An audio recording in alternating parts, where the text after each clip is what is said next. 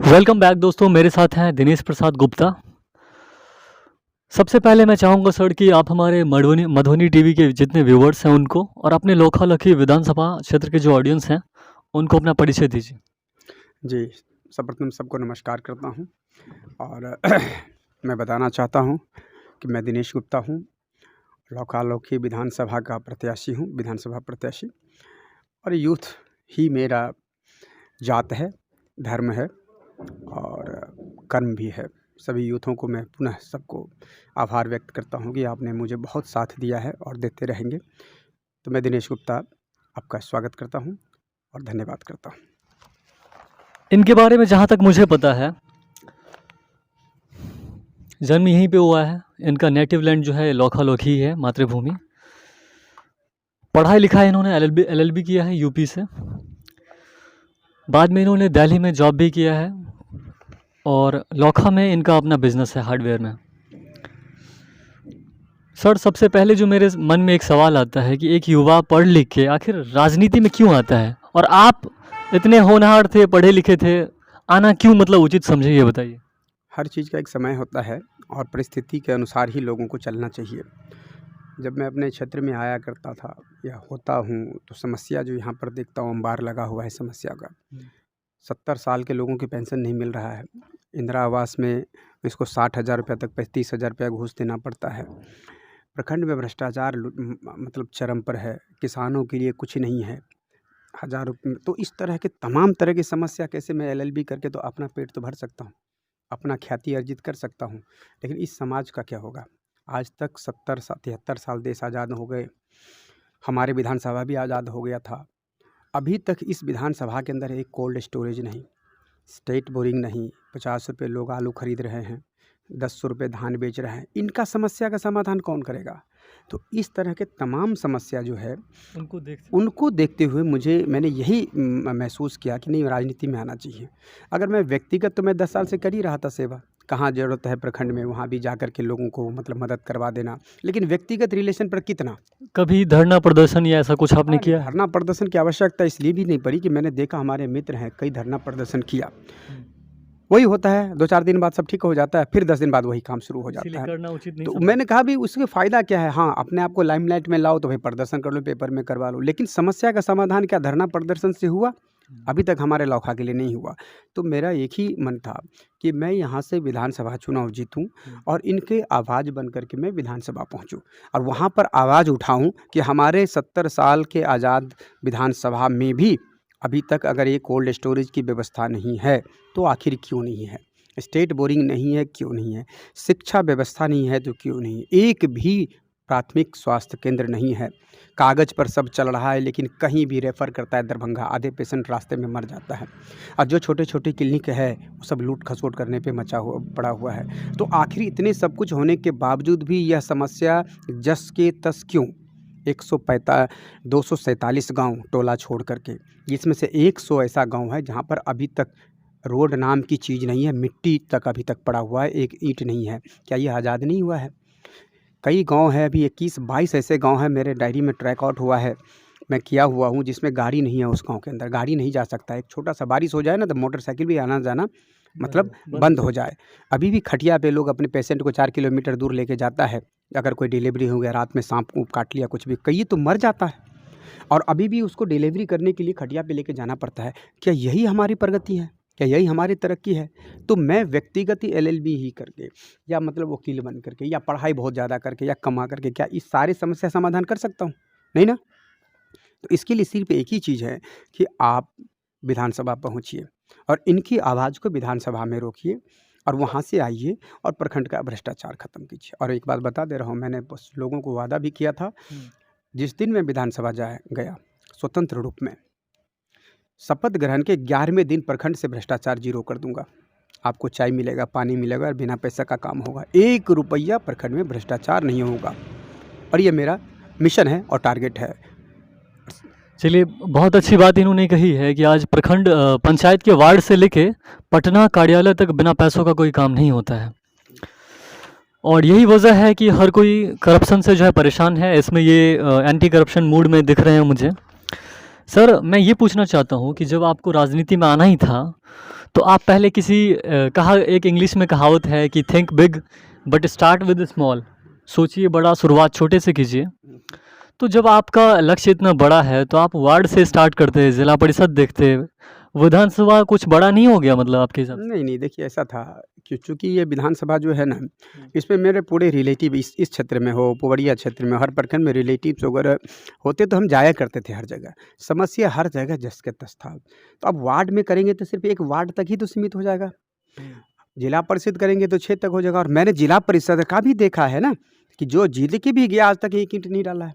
वो भी काम नहीं कर पा रहे, इतना भ्रष्टाचार, इतना सब कुछ व्याप्त है कि वो चाह के भी नहीं कर पा रहे हैं।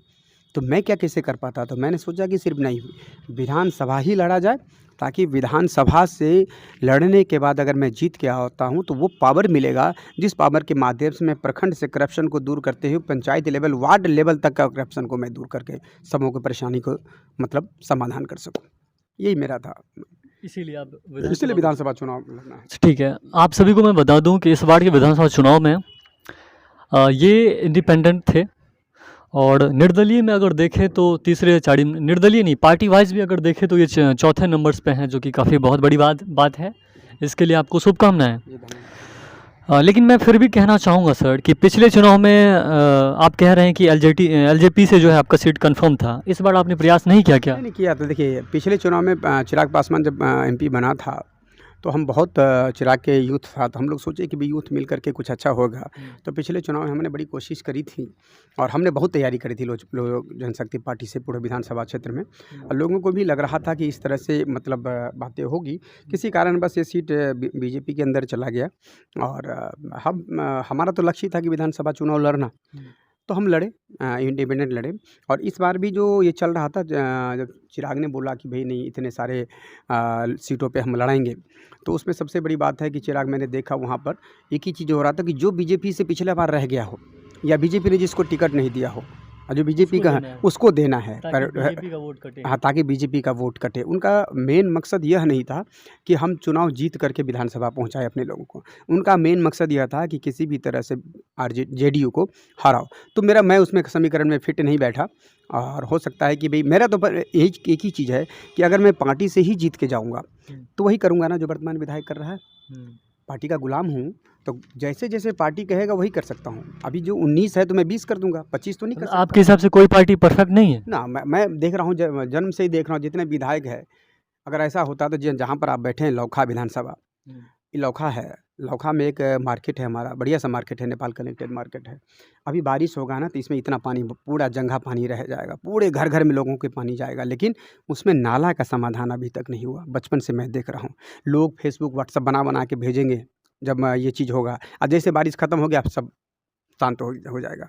तो मैं देख रहा हूँ कि अगर विधायक अगर कुछ करते तो समस्या तो ईजी समाधान हो जाता, ईजी वे में हो जाता, लेकिन आखिर वो कर नहीं क्यों नहीं रहा है। तो कुछ मित्रों से मेरी बात हुई, तो वो उनको लगा, उन्होंने मुझे उनसे पता चला कि नहीं, बाकी में इसका लगाम तो ऊपर है, और ऊपर जैसे जितना लगाम रहेगा ना, उस हिसाब से ही वो चीज़ होगा। ये अपने अनुसार कुछ नहीं कर सकता। नहीं तो नैतिकता तो सबके अंदर झलकता रहता है, तो कुछ ना कुछ तो काम करते रहना चाहिए। लेकिन सर मैं आपको बताना चाहता हूँ कि जो बिहार के जो लोग हैं वो पार्टी को वोट देते हैं, जाति को वोट देते हैं। ऐसे में आपने क्या सीखा? नहीं, देखिए, जाति पार्टी को देते हैं, बिल्कुल देते हैं। और पहले भी आपने देखा होगा दिल्ली में क्या हुआ था, पहले एक बार बीजेपी तो कांग्रेस, तो यही होता था एमसीडी में, कांग्रेस तो उसमें बीजेपी। लेकिन एक हवा चला यूथ का, केजरीवाल जी आए, और जब ऐसा हवा यूथ ने चलाया, केजरीवाल नहीं जीता, यूथ, और रिजल्ट क्या हुआ? हाँ, विचार आइडियोलॉजी जीता, और ऐसा पलटा मारा कि होश नहीं होगा अभी 10 साल और वो चीज़ होने का, कोई जाए। तो मैं यही आइडियोलॉजी के साथ मैं पूरा बिहार की आइडियोलॉजी लेके नहीं चल रहा हूँ, मैं लौखा विधानसभा को लेकर चल रहा हूँ। आज पिछले बार 14 कैंडिडेट लड़े थे हम लोग, किसी का नाम नहीं कोई जानता है, लेकिन दिनेश गुप्ता का नाम कहीं भी आप किसी भी चौराहा पे एक छोटा बच्चा भी जानता है, दिनेश गुप्ता। तो मैंने लोगों के अंदर ये अपना आइडियोलॉजी डाल दिया है, तो इसीलिए मुझे हर जगह लोग मुझे पहचान रहे हैं। जब मैं ये परिवर्तन कर सकता हूँ, एक स्वतंत्र को लोगों के जहन में उतार सकता हूँ, तो जीत भी सकता हूँ। और जो कंप्लीट अभी जो विधानसभा चुनाव हमने जीता, हम जीते 11 को हरा के 4 से हारे हैं, और 11 को हराए हैं। बड़े बड़े पार्टी सब लाइन में खड़े थे, सबको हराते हुए। वैसे इस मुद्दे पे मैं आपसे सवाल करने वाला था कि अभी ये फिलहाल में चुनाव लड़े हैं और चुनाव हार गए हैं, तो क्या हार से हतोत्साहित हैं क्या? नहीं, मैं हारा नहीं हूँ, 4 से ही हारा हूँ, 11 को हराया हूँ। अच्छा। देखिए 11-15 आदमी थे ना हम लोग, 15 आदमी थे तो सिर्फ 4 से हारा हूँ। नोटा को नहीं ना जोड़ रहे हैं? नहीं, नोटा मिला के 16 था, अच्छा। समझ के तो 15 में से वो भी 4 एक उभर के कैंडिडेट होता है। उसमें भी लोग खूब वोट किया है। हाँ, तो लेकिन लोग जानते नहीं नोटा क्या चीज़ क्या है। चीज़ बाय मिस्टेक कहीं कोई गया, लोग इलिटरेट अभी बहुत ज़्यादा है, जाके हम्म, कहीं दबा दिया। डाल दिया। तो मैं बिल्कुल हमारे कार्यकर्ता हम ये सब कोई हतोत्साहित नहीं है, हम लोग बहुत बढ़िया से मेहनत कर रहे हैं। दोबारा वार्ड वाइज, पंचायत वाइज लग चुके हैं हम लोग सारे के सारे काम करने के लिए, ये और आपने अगला बहुत सारी विधानसभा हमारा पार्टियों को भी होगा। आपने पीछे छोड़ दिया। हाँ, बहुत सारे, मैंने कहा 11 को हराया हूँ हम्म, और मैं चौथे पोजीशन पर था। तीनों बड़ी पार्टी बीजेपी, वो आरजेडी, जेडीयू, लोजपा, इसके बाद दिनेश गुप्ता। अच्छा दिनेश जी, अब हम आपसे पूछते हैं कि लोकहा विधानसभा में जो है क्वालिटी ऑफ एजुकेशन कैसा है? यहाँ के जो बच्चे हैं वो कैसे हैं? पढ़ने वाले हैं कि नहीं, या टीचरों में कमी है, या ध्यान नहीं दिया जाता है शिक्षा व्यवस्था पे? बताइए। देखिए, इसके एजुकेशन पे किसी का ध्यान ही नहीं है। टीचर भी अच्छे हैं, थोड़ा बहुत अगर मैनेज कर दीजिए तो अच्छे टीचर भी हैं। विद्यार्थी को इतना कॉन्फिडेंस नहीं क्रिएट कर पा रहा सॉरी कि मैं इस स्कूल से पढ़ कर के कुछ कर पाऊँगा। इसलिए विद्यार्थी भी नकारात्मक रवैया अपनाता है, गार्जियन भी इतना ध्यान नहीं दे रहा है। लेकिन अगर मैं विधायक बनता और बनूँगा तो यहाँ की शिक्षा व्यवस्था में अपने स्तर से जा कर के बात करके, पेरेंट्स से बात करके, टीचर से बात करके, स्कूल में बात करके इसको एक अच्छे स्तर पे ले जा सकता शिक्षा हूँ। व्यवस्था को। शिक्षा व्यवस्था को इसी टीचर से, इसी स्टूडेंट से, इसी पेरेंट्स से, मेरे पास ऐसा स्ट्रेटेजी है जो मैंने शेयर किया है कई बार, और मैं इसी से मैं इस विधानसभा की शिक्षा व्यवस्था को मैं पटना के शिक्षा व्यवस्था से बढ़िया कर सकता हूँ। लेकिन हमारे यहाँ की जो विधायक बने उसको इस सब से कोई मतलब नहीं होता है। वो तो बना भाई, अपना गया, अपना खाया पिया ऐश किया, उनको ये छोटे मोटे समस्या लगता है, इस पे उसको कोई ध्यान नहीं है।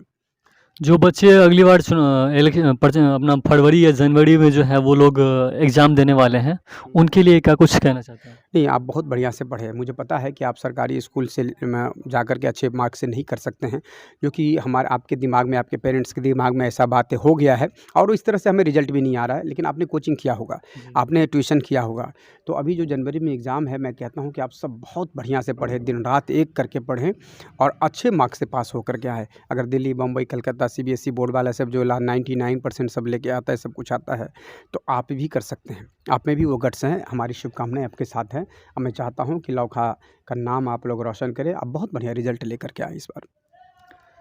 अब जो अगला क्षेत्र है, देखिए, हम अगर कहीं दूसरे गांव जाते हैं, आज अगर मैं भी इनके पास आया हूं तो कहीं ना कहीं सड़कों से होते हुए आया हूं।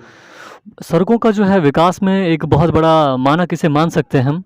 और ऐसे में लोकहा का ट्रांसपोर्ट जो है वो ट्रांसपोर्टेशन कैसी है, व्यवस्था कैसी है? और क्योंकि आप ऑलरेडी यहाँ के जो 43 पंचायत है वहाँ विज़िट आपने किया है, वहाँ पे गांव में आप गए हैं, सड़कों को देखा है आपने, उसका हाल बताइए कैसा है? देखिए, 43 पंचायत में एक बार नहीं गया हूँ, कई बार गया हूँ। मैंने कहा 43 पंचायत के अंदर कई बार गया हूँ, और गांव की सड़क तो माशाल्लाह हो गया है कि भाई दोबारा में जब बना उसके बाद मेंटेन आज तक नहीं हुआ, उखड़ गया सड़क, कई एक्सीडेंट होता है, कई लोग गिरता है। और हमारे विधानसभा के सबसे बड़ा दुर्भाग्य जो है, भूतहा चौक से लेकर के कुनौली वाला रास्ता, बचपन से ही देखता आया हूँ कि उस पर मौत हाथ में लेके लोग चलते हैं। दूसरा, लौकही से लेकर के महादेव मठ जो है, उसमें अगर मुश्किल से 10 किलोमीटर का रास्ता आपको 2 घंटा लगेगा जाने में। तो इस तरह की सड़क, और गांव की सड़क तो पूछिए मत। मेरे अपने ही गांव का सड़क है, सीला उला लगा दिया कि भाई सब कुछ मेंटेन हो गया, लेकिन आज तक मेंटेन कुछ हुआ नहीं है और सब बर्बाद है। हाँ, एक जो NH जो है 57, ये यहाँ के लाइफलाइन समझिए, और एक जो नया NH 104 जो अभी जगह जगह उसमें काम चल रहा है, बस ये देख लीजिए। बाद में कि और रोड की बात ही मत कीजिए, बहुत ही ख़राब है। गांव में तो ऐसे रोड ख़राब है कि मैंने अभी पहले कहा आपको कि एक बारिश हो जाए तो मोटरसाइकिल भी नहीं जा पाता है। कई गांव में तो गाड़ी नहीं लिया है लोग 4 चक्का, अगर लिया भी तो दूसरे गांव में रखता है। ट्रैक्टर भी है तो दूसरे गांव में रखता है। सिंदूरपुर, भगवानपुरा, गेता गाँव, माथौरा, माथौरा के बाद रजौरा, जो उस गाँव सब में जा कर के देखिए क्या स्थिति है। बिशनपुर, यहाँ पर बिशनपुर, ढेर सारे जगह यही सिचुएशन है कि वहाँ पर गाड़ी तक भी जाने का बड़ी मुश्किल से, मतलब वो चीज़। ठीक है, आपके जो नए नवनिर्वाचित हैं उनसे उम्मीद करते हैं कि वो इस समस्या को हल कर पाएंगे। जी, मैं एक बार उनसे बात करी थी अपने विधानसभा की समस्या को लेकर के, बधाई दिया था कि आप जीते हैं, बहुत बढ़िया है। लेकिन हमारे विधानसभा में जो समस्याएं हैं, आपको देखना चाहिए, ताकि ये समस्या यहाँ पर निदान हो जाए। 70 साल में ये उपेक्षित विधानसभा रहा है, कम से कम आप देख लीजिए। तो उन्होंने आश्वासन मुझे दिया कि नहीं, जो कहेंगे, जो जिस तरह स्तर से होगा मैं प्रयास करूँगा।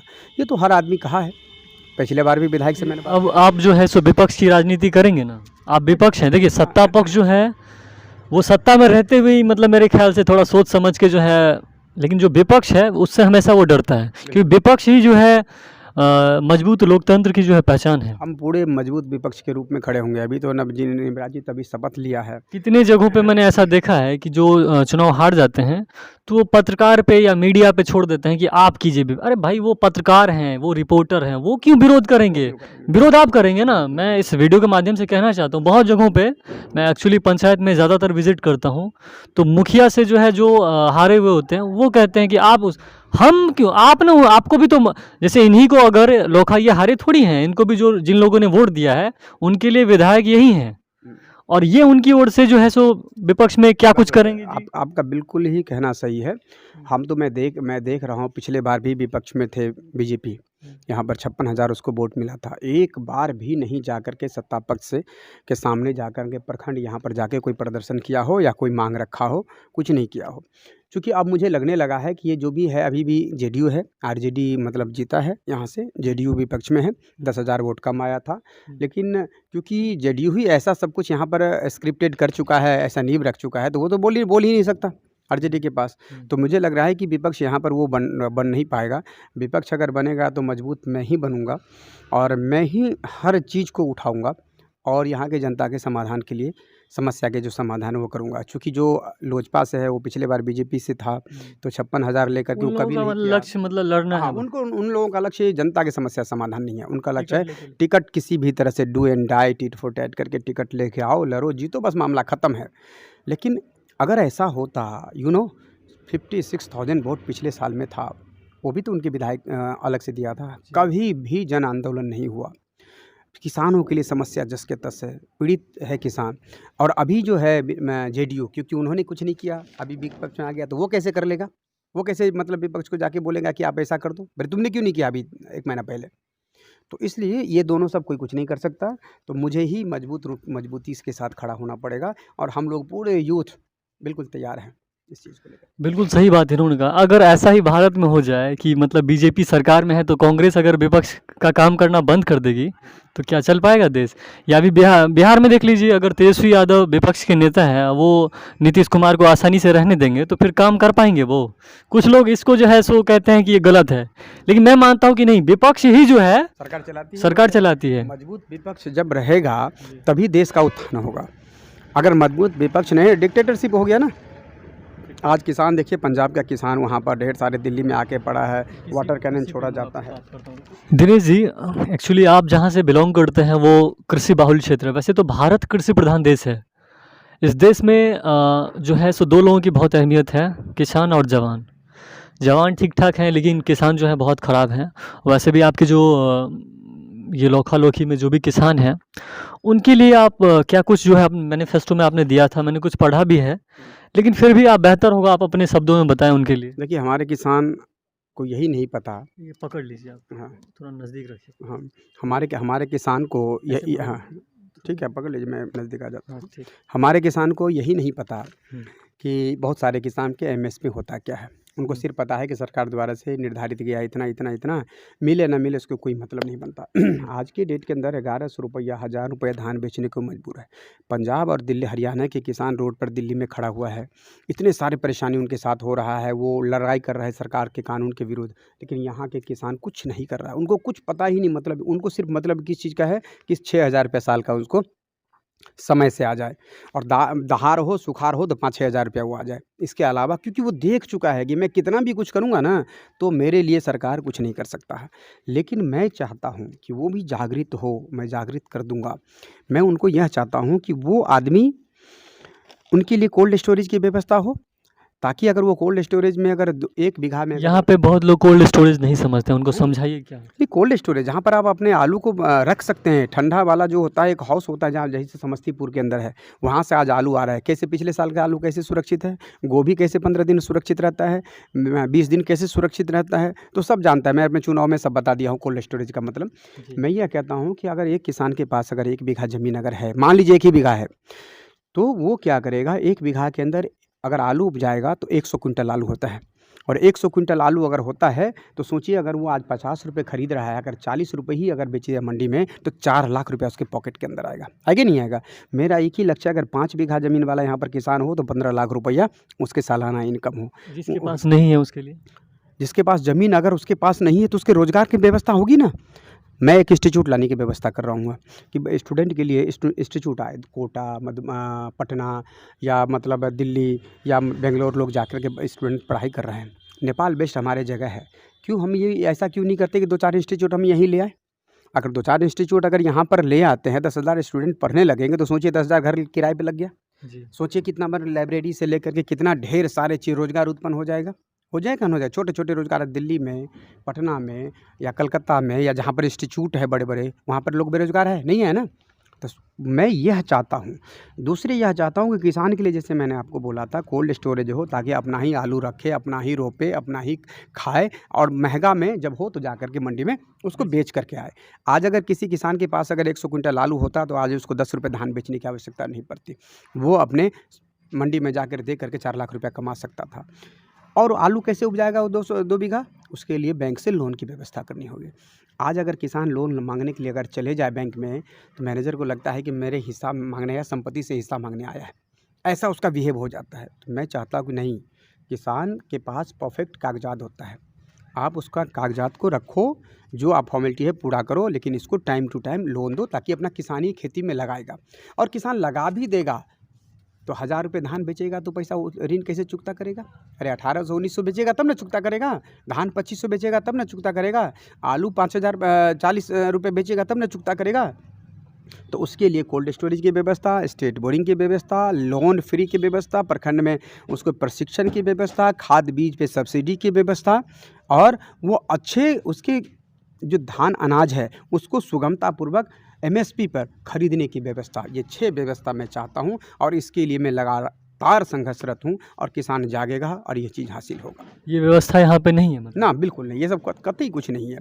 पैक्स नाम के पैक्स है, दलाल जाके धान अभी 1100 रुपये खरीदेगा, 10 रुपये खरीदेगा, वो जाके दलाली करके पैक्स में बेचेगा, किसान टाइम फीस है। सोचिए आप उसको, इसके पीछे कौन कारण लगता है? सरकार है इसके पीछे टोटल कारण। और यहाँ के किसान नहीं है कारण? किसान ने कई बार क्योंकि मान लीजिए आज दिल्ली में जो हो रहा है वहाँ पे पहुँच गए हैं वो लोग किसान दूसरे स्टेट के, लेकिन हमारे बिहार के जो यहाँ के किसान है वो चूँ तक नहीं करते हैं। ऐसा क्यों? ऐसा है, दूसरे स्टेट में जाति पाति की भावना कम है, वहाँ पर जाति पाति में ध्यान नहीं दिया। वो तो दूसरे स्टेट हरियाणा पंजाब में है, अगर किसान प्रधान है जी, हम ये फैसिलिटीज़ दोगे तो रहने दूंगा, नहीं तो अगली बार बदल दूंगा सरकार। यहाँ पर क्या है, एक बार दे दिए तो 15 साल के ठेका हमने इसको दे दिया, ये हमारे जात के है, चलो भूखे रह जाऊंगा लेकिन हमारे जात के है, हमारे पात के हैं। तो ये जो चीज़ हमारे यहाँ जो घर कर गया है ना, इसीलिए किसान यहाँ पर परेशान है, लेकिन इसको मैं दूर करूँगा। आपके लोखा लोखी विधानसभा क्षेत्र में 3 प्रखंड आते हैं, मतलब 3 एक पार्सली आता है लेकिन 2 प्रखंड पूरा आते हैं। हेल्थ केयर की क्या व्यवस्था है? पंचायत आप गए हैं ज़्यादातर, उप स्वास्थ्य केंद्र जो होता है पंचायत में, पता नहीं वो कैसा है, और जो मेन स्वास्थ्य केंद्र है वो बताइए उसके बारे में कुछ। हेल्थ केयर देखिए बहुत बड़ा इशू है यहाँ के लिए।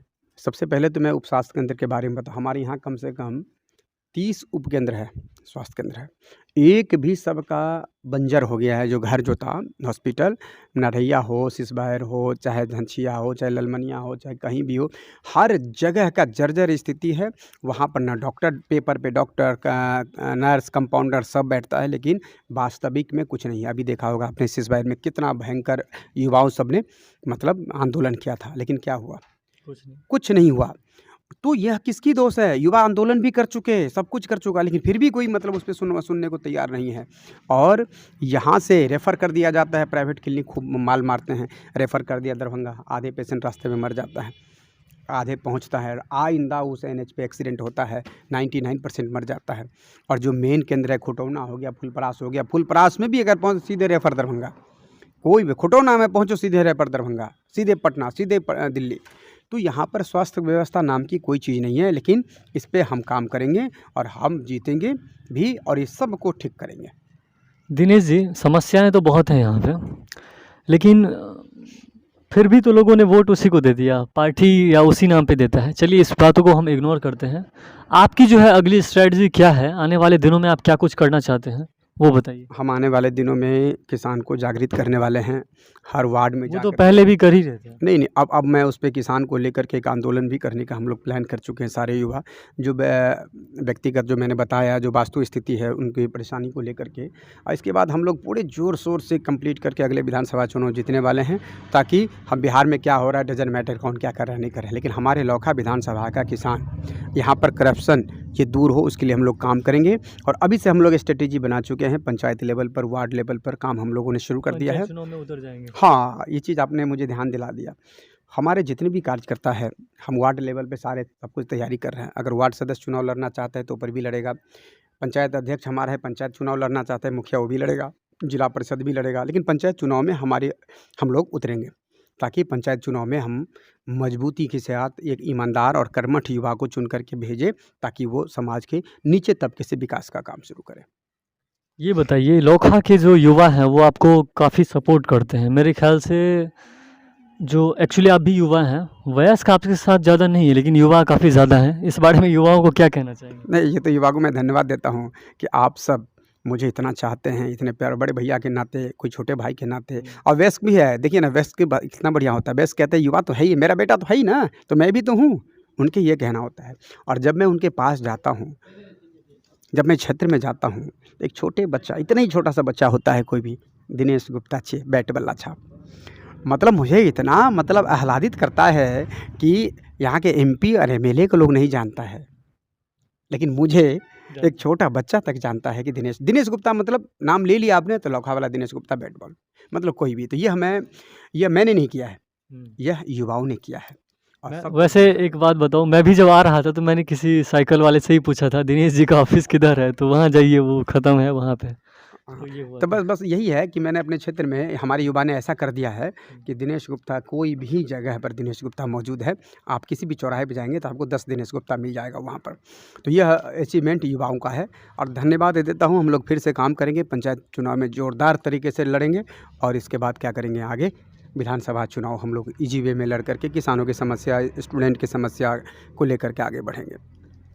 अंत में आप जो आपके व्यूवर्स हैं या फिर आपके जो लौकी के फॉलोअर्स हैं या जो जनता मालिक हैं, उनसे क्या रिक्वेस्ट, हम्बल रिक्वेस्ट क्या करना चाहते मैं हैं? यही कहूँगा, देखिए, हाथ जोड़ के निवेदन करूँगा, एक बार जाति पाति धर्म मजहब से ऊपर उठ जाइए। हर शहर से युवा, हम लोग सब एक ही जात के लोग हैं, और एक बार मुझे भेजिए विधानसभा।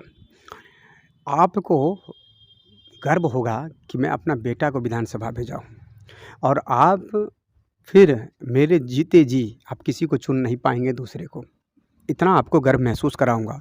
और इतना सारा कार्य होगा इस विधानसभा का, एक भी कार्य नहीं रुका रहेगा, चाहे उसके लिए मुझे जो भी करना पड़े। व्यक्ति को चुनिए, व्यक्ति को चुनेंगे तभी व्यक्ति काम करेगा, लेकिन पार्टी को चुनिएगा तो काम करने के लिए पटना जाना लेकिन पड़ेगा। लोग अगर कहेगा कि इसको भी देंगे, ये भी वैसा ही होगा हाँ, तो? तो बिल्कुल लोगों में थोड़ा सा बात होता है, इस तरह के माइंड में होगा, लेकिन मैं वो तो यकीन ही दिला सकता हूँ। 15-10 साल से लोग मुझे जानता है ना, कि बिना पावर में रहते हुए भी सबों के सुख दुख में मैं साथ हूँ। आज अगर मुझे किसी भी क्षेत्र से 40 किलोमीटर फ़ोन आ जाता है, यहाँ पर पहुँचना है, तो मैं पहुँचता हूँ। तो लोग, मेरे लिए, लोगों के मन में ये नहीं है, लोग तो ये कहता है काश ये मेरा विधायक होता। मैं जब भी जाता हूँ, लोग काश ये मेरा विधायक होता, लोग मेरे बदले लोग ही कह रहे हैं। तो मुझे लग रहा है कि परिवर्तन हो रहा है, और अगले बार हम लोग अचीव कर लेंगे। किसी पार्टी के अलायंस में या निर्दलीय? नहीं, मेरा तो अभी स्वतंत्र तैयारी चल रही है, बिल्कुल कंप्लीटली। क्या होगा कुछ? भविष्य में क्या होगा कुछ नहीं है, लेकिन अगर किसी दल को लगेगा कि भाई दिनेश गुप्ता को लड़ाना चाहिए, इनके पास सारे सब कुछ है, तो मैं अपने हमारे जो बातें होंगी, हम अपने शत पे लड़ेंगे। लेकिन हमारे यहाँ जो है एक विकल्प के रूप में युवा हैं, कि युवा जिधर मूव करेगा, जिधर कहेगा मुझे, मैं तो युवा को लेकर के हूँ, उधर ही मूव किया जाएगा। ठीक है, बहुत बहुत धन्यवाद। जी, धन्यवाद आपको। और मैं मधुबनी न्यूज़ को बहुत बहुत धन्यवाद करता हूँ कि आप, टीवी है। हाँ, मधुबनी टीवी को कि आप वहाँ से आए चल कर के, और आपके मेरे लिए आप यहाँ पर आए, आभार व्यक्त करता हूँ। और मुझे ये अवसर दिया कि आपके टीवी के माध्यम से मैं कुछ बोल सकूँ और युवा इससे प्रेरित हो। एक चीज़ आपको मैं बताना चाहता हूँ बिना पूछे, मेरा क्या चीज़ है, एक स्ट्रेटेजी है। जैसे अभी मैंने कुछ हाईलाइट आपको किया था कि हम इंस्टीट्यूट लाएँ बाहर से, चाहे IAS का हो, चाहे मतलब जो SSC का हो, जो तैयारी करवाता है, अपनी विधानसभा के 3-4 इंस्टीट्यूट लाऊं, ताकि हमारे बच्चे 30-35 हज़ार खर्च के जो कोटा पढ़ने जाता है दिल्ली, वो यहीं पर पढ़े। और उसके लाने के एस्टैब्लिश करूँगा तो होगा क्या ना कि रोज़गार सृजन खुद ब खुद हो जाएगा। किसान के लिए सब कुछ ठीक रहेगा, लोगों के लिए रोज़गार सृजन हो जाएगा, बच्चे हमारे यहीं पढ़ेंगे और जब इंस्टीट्यूट अगर मतलब यहाँ पर होगा तो ये एक एजुकेशन हब हो जाएगा पटना की तरह, कोटा की तरह। ये मेरा ड्रीम प्रोजेक्ट है और इसीलिए मैं चाहता था कि मैं विधायक बनूँ और एक आम आदमी लेके आने में परेशानी है, लेकिन एक विधायक अगर जाके इंस्टीट्यूट को कहता है कि ऐसी-ऐसी बात है, आप हमारे क्षेत्र में चलिए, मैं आपको सारे मतलब प्रोटेक्शन दूँगा, सारे मतलब सब कुछ इंफ्रास्ट्रक्चर दूँगा, एवरीथिंग जो भी कुछ है वो दूँगा, तो डेफ़िनेटली वो आएगा। और एक विधायक अगर प्रचार करता है सब कुछ को लेकर के तो पक्का इस क्षेत्र के स्टूडेंट का भाग्य भी बन सकता है और अच्छा हो सकता है। ये मेरा ड्रीम प्रोजेक्ट है, मैं ईश्वर आप कितने जल्दी करता है वो चलिए मुझे इसके लिए हम आपको शुभकामनाएँ देते हैं कि ऐसा हो और यहाँ के बच्चों का भविष्य और हर वर्ग का भविष्य जो है बेहतर हो। आपके लिए सामने बहुत-बहुत धन्यवाद। ये जी, इस ग्राउंड के बारे में हाँ, कहें। हाँ, ये ग्राउंड के बारे में मैं आपको बताना मैं क्रिकेटर हूँ, हुँ, समझ गए? आपके जाने के बाद मैं अभी प्रैक्टिस ही करूँगा, हुँ। समझे? तो इस ग्राउंड को हमने यहाँ पर एक बहुत लार्ज लेवल पे टूर्नामेंट करवाया 2-4 बार और उसी पे मैं बीडीओ अनिल जी थे, उनको बुलाया चीफ गेस्ट के अंदर और उनसे मुझे पता था कि यहाँ पर ये हो रहा है, मतलब एक स्टेडियम बन रहा है। ये खोटोना स्टेडियम जाने वाला था, खोटोना जाने वाला था, लेकिन मैंने उसको रिक्वेस्ट करके और उनको गेस्ट बना करके उनको रिक्वेस्ट किया और वो स्टेडियम यहाँ पर दिया, यहाँ बन गया और लौकी में भी मैंने बताया, तो लौकी में भी बना। तो ये बड़ा हमारे युवाओं के लिए मतलब अचीवमेंट बैट बल्ला की तरफ से ये स्टेडियम सबको मिल गया। जी, जी, जी, मिल गया और अच्छा है कि टूर्नामेंट भी होगा, बढ़िया होगा और हम तो मतलब क्रिकेटर रह चुके हैं। अगर क्रिकेटर है तो युवा हमारे हैं। बस सबको फिर से धन्यवाद करूँगा कि आप सभी इस इंटरव्यू को ज़रूर देखिए, अक्षरशः देखिए और मधुबनी टीवी को सब्सक्राइब भी कीजिए।